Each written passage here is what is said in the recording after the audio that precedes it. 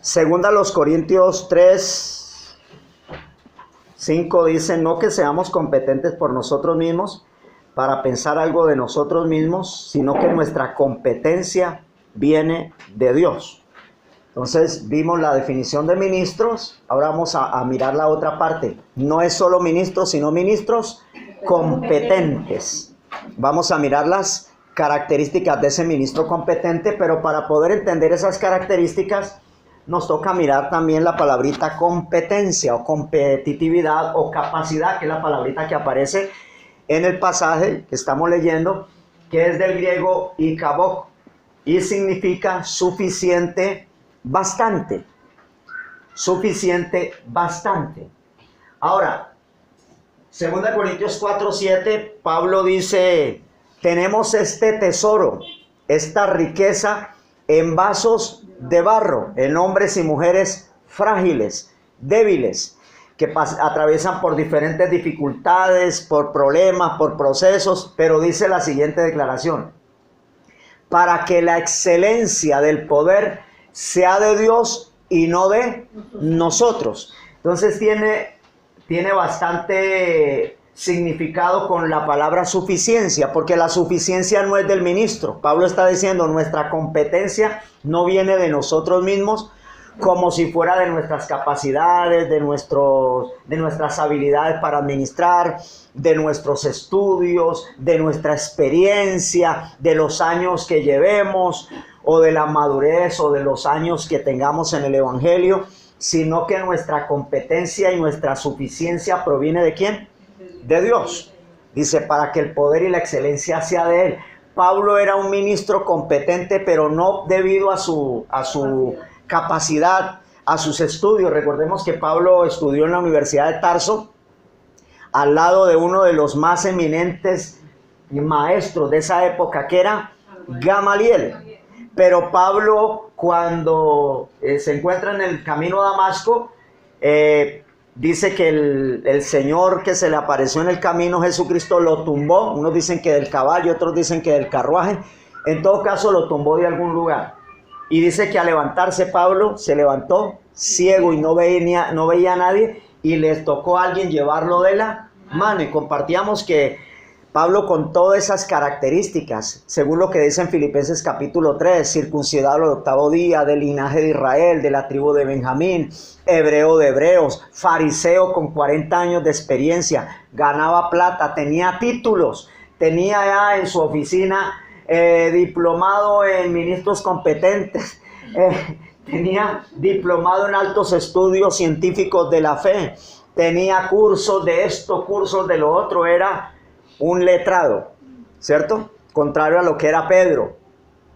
Pero lo dejaron ciego, porque si no, no se deja llevar de nadie. Es decir, le tocó a alguien y le tocó acercarse a un discípulo llamado Ananías para que lo orara por él. Y no, Pablo no deja orar con todo eso que sabía y tenía.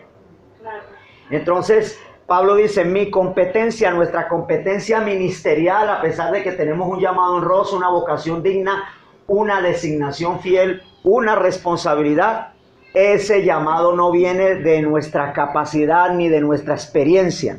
Porque alguien decía, ¿usted cómo hizo para ser ministro? En este caso, ¿qué hizo para ser pastor? ¿Qué hizo usted? Yo le dije, no tuve que hacer absolutamente nada. ¿Sí o no? Recuerde que Dios lo puso por fiel. ¿Y Pablo sabía algo de eso? Tenía conocimientos religiosos, pero de la vida del nuevo llamado que Dios le estaba haciendo no tenía ni idea. Empezó de cero otra vez. Y todo comenzó un proceso de revelación.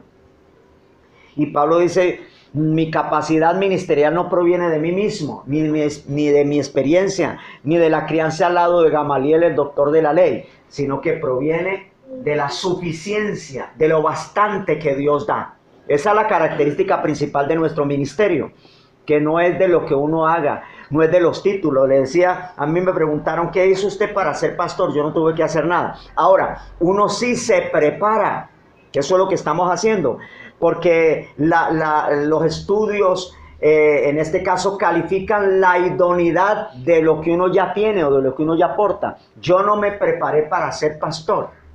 Yo no entré a un instituto, a una universidad, yo no hice un curso teológico para prepararme para ser pastor, porque ninguna universidad, ningún instituto forma gente para que sea pastor o para que sea ministro. Un llamado. Es un llamado, ya lo estamos viendo. Y como resultado de ese llamado viene la idoneidad ministerial. Es que uno se debe de preparar. Uno no se prepara para ser pastor. Uno se prepara porque ya es pastor. Uno no se prepara para ser ministro. Uno se prepara porque ya es ministro. Usted no se prepara porque es creyente. Usted se prepara porque ya es para ser creyente. Usted se prepara porque es un creyente. ¿Estamos? Usted no se prepara para ser salvo. Usted se forma y se prepara porque ya es un salvo. ¿Estamos? Porque ya la vocación, la eclesis, el llamado está.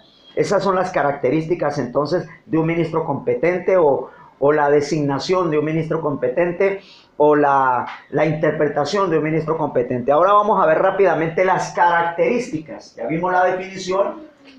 Ministros competentes. Vamos a ver las características de un ministro competente. ¿Por qué es un ministro competente o capacitado por Dios? O dependiendo absolutamente de Él. Si uno dependiera de uno mismo, no estaría aquí parado. Porque a mí me tiemblan los piecitos. No se me nota mucho, pero mis piecitos están así. Estoy temblando. No es que cuando Pablo hablaba decía que lo hacía con temor y temblor. Porque es una responsabilidad. ¿Cómo lo hacía Pablo? Pablo lo decía porque lo hago en Cristo. Dice, delante de Dios. ¿Dónde está Dios? Delante de Dios. Ahí está, yo lo estoy haciendo delante de Cristo. Ahí está Cristo, mire. Por eso es una gran responsabilidad. Y uno tiembla. Una responsabilidad con el mensaje, porque uno no le puede dar cualquier cosa. Pero hay gente que coja esto y lo echa al tarro de la basura. Esto es una honra y una responsabilidad. ¿Qué hacemos con eso? Porque en algún momento alguno no lo valora. Por ejemplo, el hecho de hasta apagar el celular. Está dando honra a lo que está administrando, porque es la palabra de quién, de Alejandro o del pastor, o es la palabra de Cristo, ¿cierto? Porque en algún momento a uno le va a tocar, y lo que uno reproduzca aquí, tarde que temprano lo va a recoger allá. ¿Estamos? Tarde que temprano por eso, si a mí se me duermen, el día que a usted le toca, yo me le voy a dormir. Me siento allá adelante y a mí me ha pasado, a mí se me han dormido. Y le dije a fulano, usted le va a tocar predicar algún día, y me le voy a sentar ahí adelante y me le voy a roncar, me le voy a dormir y voy a roncar duro. Y así lo he hecho, porque yo soy bien maldadoso. No es capaz uno, pero igual. Uno debe sembrar para su propia vida y para lo que uno va a reproducir más adelante. ¿Estamos? Que a la vuelta de la esquina usted le va a tocar estar parado acá. En la vuelta de la esquina, es decir, en cuestión de segundos, Dios lo coge y lo monta ahí, porque para Dios no hay tiempo. ¿Sí o no? Lo que uno se demora en hacer tantos años, coge el Señor, como Pablo. Pablo lo cogió el Señor, eso fue instantáneo. Sino que hemos oído del proceso, de la idoneidad, del proceso que duró 18 años. Pero lo coge el Señor en el capítulo 9 y duró 3 días ciego. Eso fue mucho tiempo. 3 días ciego, ¿cierto? Le reveló el Señor, y dice en Hechos capítulo 9, verso 20, y enseguida cuando le devolvieron la vista, cuando lo alimentaron, porque fue donde Ananías y le dijo, Pablo, el Señor que se te apareció en el camino te da identidad y vas a predicar el evangelio del Señor. Y dice en el 9:20, y enseguida predicaba a Cristo. ¿Cuánto se demoró? 3 días. De ahí viene el proceso del desarrollo y de la formación, que toma tiempo, porque toda la vida nos estamos formando. Yo llevo años aprendiendo y esto no para. Esto es un aprendizaje. Y si uno no se prepara con esto, con el paso del tiempo, uno se va a sentar en los laureles con tantas riquezas que uno tiene y termina siendo uno más del montón. Y usted no es uno más del montón. Usted tiene un ministerio.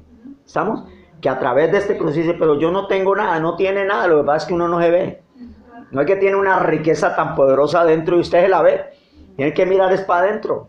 Nosotros estamos mirando afuera, nos miramos en el espejo y ¿qué es lo que vemos? Eso es lo que vemos. Entonces, Ya vimos. Características de un ministro competente. Estamos en la página 1. Cuando se habla de competente es aquella persona que realiza una actividad muy bien y eficientemente.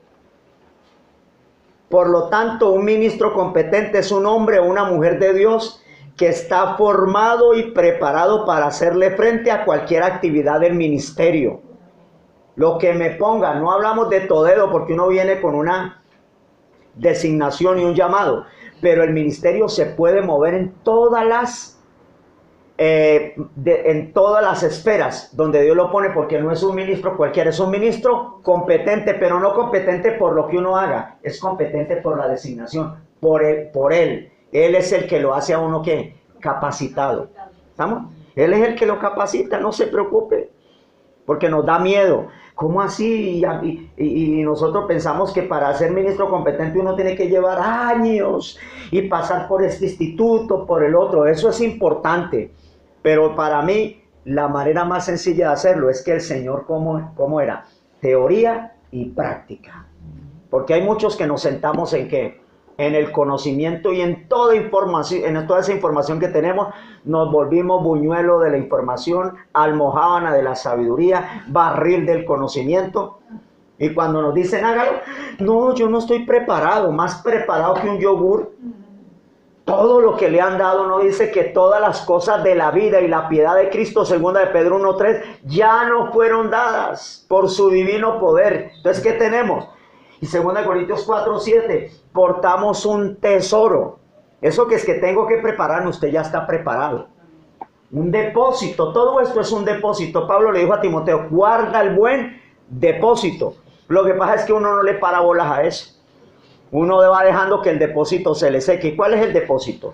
Todo lo que estamos recibiendo aquí, porque en el día menos pensado le tocó. ¿Y qué vamos a hacer? ¿Vamos a sacar las excusas? Vamos a decirle como Moisés, Señor, no, yo no estoy preparado, no soy capaz de hablar en público, me da miedo. Igual todo el mundo no está capacitado para hablar, ¿cierto? Para dar una conferencia allá, usar la pedagogía, pero puede estar capacitado para otra cosa. Otros sí, hay otros que les gusta el micrófono, ¿cierto? Les gusta el púlpito, les gusta manejar gente. Eso se llama denuedo, la capacidad de expresión para hablarle a otros. Otros reciben la revelación acá, pero les cuesta explicarla. Es parte de eso, es la idoneidad del ministerio del diplomado. ¿Estamos? Es una gran responsabilidad. Características. Entonces, sigamos ahí en la página 1. Es quien ha demostrado no solo un conocimiento por revelación de las verdades esenciales del nuevo pacto, Hebreos 9:15, sino también posee la capacidad de filtrarlas a la luz de la obra perfecta de la cruz. Juan 19:30, consumado es. Y 1 Corintios 2:1, donde Pablo dijo, me propuse no saber otra cosa sino a Jesucristo y a ese crucificado. Esa era la gloria de Pablo. Pablo dijo, yo no me voy a preocupar por conocer que cuántos cuernos tenía la bestia, que el 666, que cuándo llegaba el anticristo, que si el Papa Negro. ¿Qué dijo Pablo? A mí me importa un comino eso. Yo no quiero saber, no me digan nada más. Solamente quiero saber de Cristo y este crucificado. Ese era el mensaje de Pablo. ¿A quién predicaba Pablo? No, que por allá usaron en algunos pasajes, pero la gente cree que es que Pablo se dedicó a predicar del anticristo y del diablo y de la bestia. No, Pablo predicaba era Cristo, Colosenses 1:28, esa era la estrategia de Pablo. Me decían, ¿cuál es la estrategia que ustedes usan? ¿Cuál es? La estrategia es la cristología.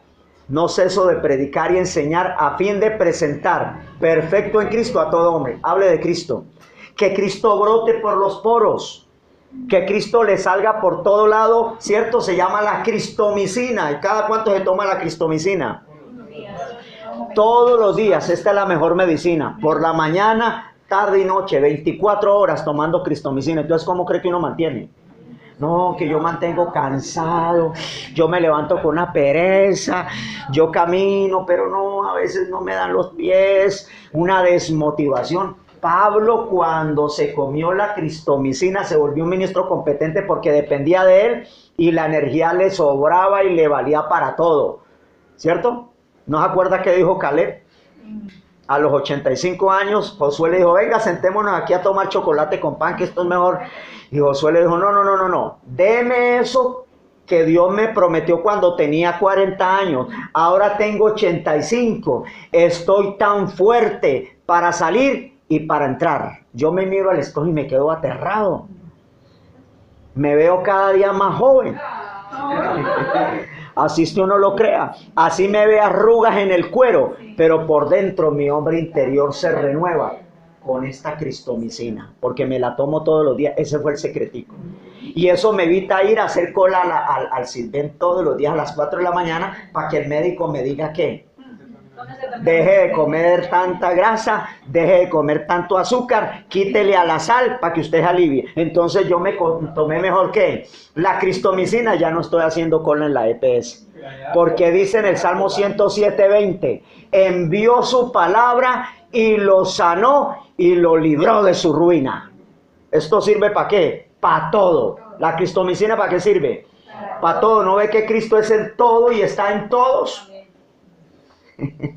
Esto es poderoso. Sino que uno no se la toma como se la recomendaron. Uno prefiere ir a hacer cola. Claro, hay que ser prudente, con todo respeto. Tómese la medicina que el médico le dijo que se tomara.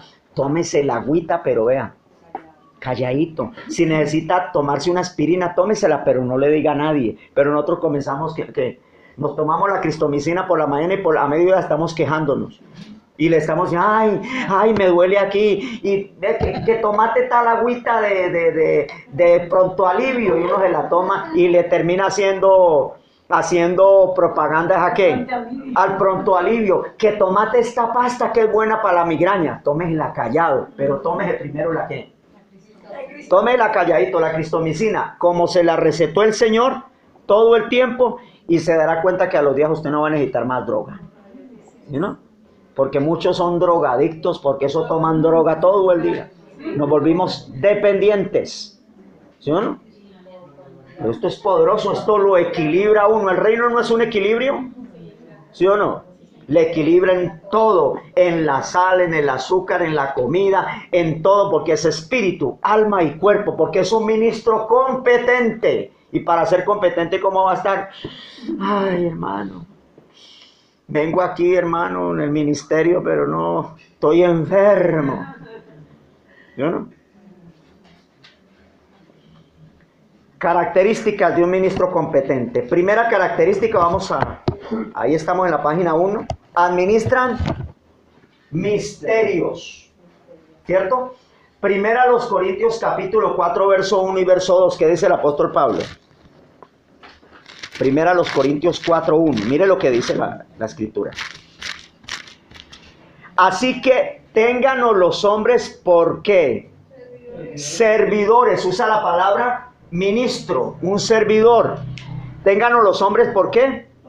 Por servidores de Dios y administradores de ¿qué?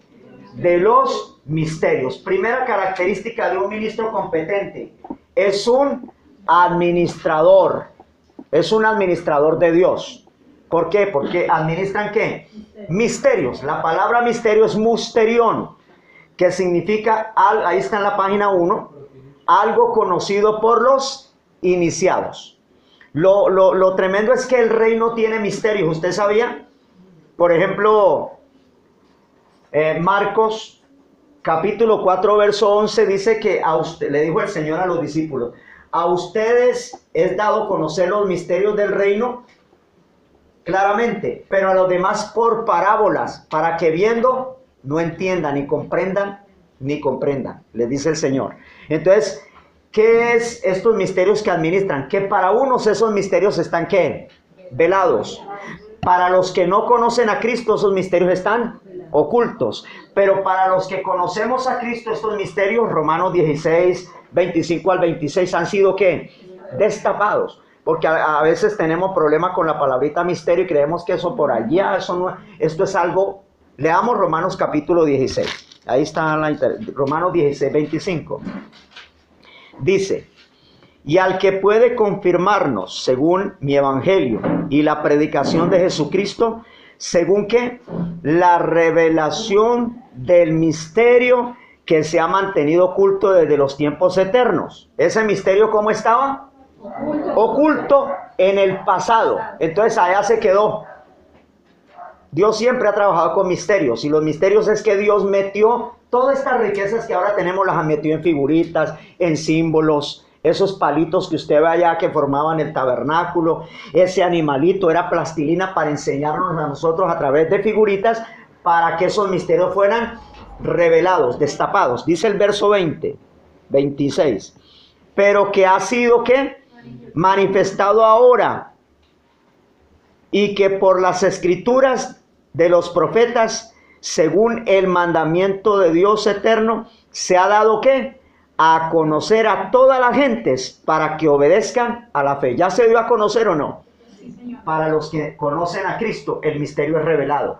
Para los que no conocen a Cristo, no están en Cristo, el misterio es oculto. Por eso hay gente que dice, pero yo no entiendo nada. Me pasó algo bien curioso esta semana, el miércoles. Mi tablero, yo tengo un tablero pues no tan grande como este, mucho más pequeñito. Cualquier parecido con la realidad es pura coincidencia, es más pequeño que ese. Entonces empecé una serie de las Sagradas Escrituras en la congregación. Entonces, como no tenía el tablero a mano, había un tablerito que usan los de la escuelita dominicana, un tablerito así pequeñito. Y lo colgué ahí y dije, bueno, voy a empezar con la gente. Entonces ya tenía el material, nos preparamos y comencé a predicar de 2 Timoteo 3:16. Toda la escritura es inspirada por Dios y útil para enseñar, para reprender, para redarguir, para corregir, a fin de que el hombre de Dios sea perfecto y enteramente preparado para toda buena obra. 4 características de las escrituras, 4 propósitos. Y me llegué hasta el 2, comencé a hablar para enseñar la palabra dikake, que significa doctrina, y empecé a hablarles a la gente de la doctrina y un poquito, y terminé en el verso, la otra parte, la segunda característica para reprender, donde llega la escritura basada en Hebreos 4:12. La escritura es como espada doble filo que llega hasta lo más profundo, parte el espíritu y el alma, discierne las intenciones, y no hay cosa creada que no sea manifiesta ante ella. Dice, la escritura llega donde no llega el psicólogo, donde no llega nadie, donde no llega el pastor, el apóstol, donde no llega nadie, llega la poderosa palabra de Dios. ¿Usted sabía el poder de ella? Y una señora que iba por primera vez, cuando terminó, me demoré media horita, y se acerca quebrantada, llorando, pastor, yo no había escuchado todo esto, he escuchado por aquí, no había escuchado esto tan poderoso. Y yo le dije, la quebrantó un tablerito. Me reía del tablerito. Yo sé que es por molestar, pero lo que le hizo efecto fue que la poderosa palabra de Dios. Pero me pareció curioso, con un tablerito de niño y la señora completamente quebrantada por el efecto de la palabra de Dios. Y me confronté yo y me decía yo mismo, nosotros hemos perdido la sensibilidad espiritual, ¿cierto? Ya hay cosas que no nos mueven el piso porque nos dijeron que los sentimientos habían que mantenerlos como bajo control, ¿cierto? Sí, pero en equilibrio. Pero la sensibilidad espiritual no se puede perder.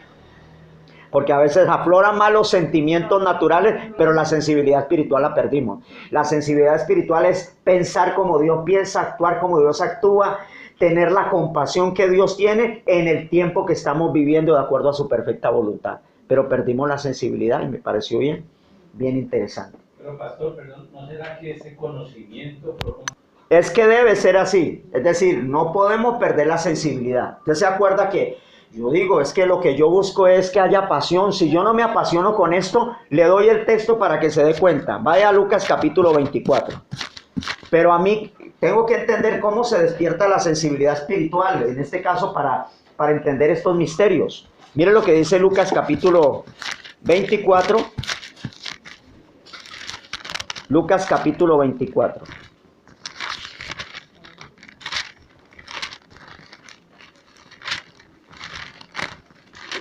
Esto es lo que yo busco y esto es lo que a mí me apasiona. Dice Lucas capítulo 24. Iban 2 caminantes hacia la aldea Maús, ¿se acuerdan? Iban en el tercer día y estos tremendos iban ¿qué? Confundidos, iban peleando unos a otros y se les apareció el Señor en el camino. ¿Y de qué iban hablando? Los caminantes, ¿de qué iban hablando? De las escrituras, de las cosas que habían ocurrido y que el Señor hizo. Estos conocían a Jesús en la carne. Iban peleando de todas las cosas que habían ocurrido y se les presenta el Señor. La pregunta, ¿se dieron cuenta que era el Señor? Dice que le dijeron que era un ¿qué? un forastero, lo confundieron. Y se les presenta y camina con ellos y comenzó a hablarles. Y entonces en el capítulo 24, el verso 25, entonces les dijo: oh insensatos y demorados, insensibles de corazón, para creer todo lo que los profetas han dicho.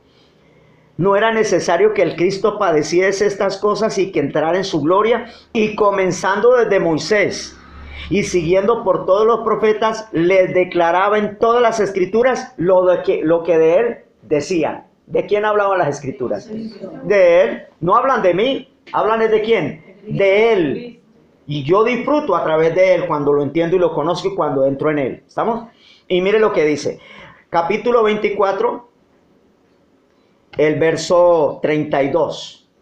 Bueno, ya llegan hasta cierto lugar, verso 31. Entonces les fueron abiertos los ojos y le reconocieron, mas el que desapareció de su vista. Verso 32. Y decían el uno al otro. ¿Qué decían? No ardía nuestro corazón en nosotros mientras que nos hablaba en el camino y cuando nos ¿qué? las escrituras. Las escrituras. ¿Qué es lo que tiene que despertar la sensibilidad espiritual y la pasión por Cristo? Las sagradas escrituras. ¿Qué les hizo arder el corazón? Las sagradas escrituras. Si esto no me hace arder el corazón, un don, echar fuera demonios, echar tantas cosas, no me van a hacer arder el corazón, como es la pasión que despierta por el Señor, las sagradas escrituras. Ella las que produce los grandes avivamientos. Todo grande avivamiento comenzó por un amor profundo. ¿Hacia dónde? Hacia el estudio de las escrituras. Y eso es lo que estamos viendo acá. El amor por las escrituras. ¿Qué hace arder el corazón? Esto. Si esto no nos hace arder al corazón, no lo hace arder nada. Es cuando le abrían las escrituras, cuando le revelaban estas verdades, que les hizo arder el corazón y era gente apasionada. Y ahí fueron transformados. ¿Estamos?